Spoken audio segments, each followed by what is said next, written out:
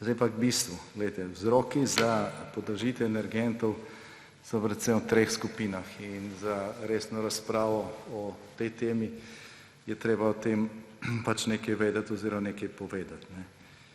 Eno so pač naravni.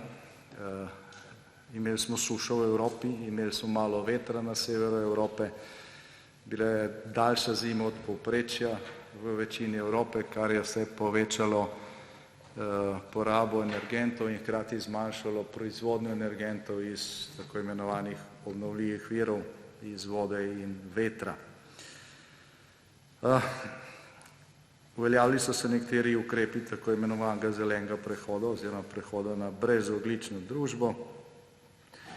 Tukaj so nekatere dileme dodatno, ki še obstajajo v zvezi z obdavčenjem oziroma tako imenovano taksonomijo,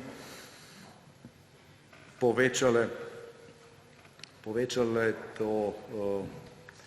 te dileme v energetiki, ker pač, če se ne ve, koliko bo nekaj obdavčeno, potem se tudi ne vlaga v te vire, pač gospodarstvo reagira na stanje, kakršno je, in to pač v tej situaciji ni pomagalo in še vedno ne pomaga. Tukaj so odprte dileme glede tega, ali bosta plin, zemeljski plin in jedrska energija vključena v zeleni del prehoda ali v ogljični del prehoda oziroma netrajnostni. Od tega je odvisno seveda, kakšne bodo dajatve, kakšna bo cena in posledično kakšna bodo vlaganja in kako bodo države članice iskale rešitev v svojih nacionalnih bilancah. In seveda na drugi strani se je v času okrevanja po epidemiji povečala poraba energije.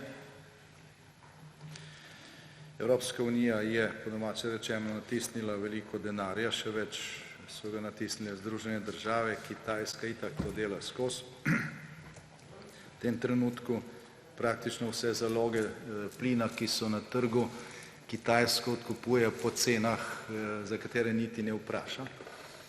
Kolikor zahtevajo, toliko da. To seveda vpliva na oskrbo drugih trgov.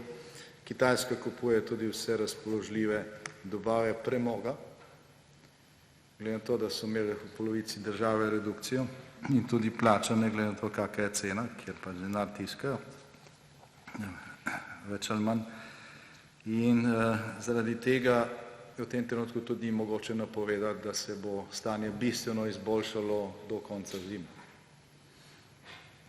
Lahko bi rekli, da ne vemo, kaj bo naslednji mesec, ampak moram reči, da v glavnem vemo, da se to stanje ne bo bistveno izboljšalo in da je treba računati na težko zimo, ko gre za oskrbo z energijo in tudi ko gre za cene.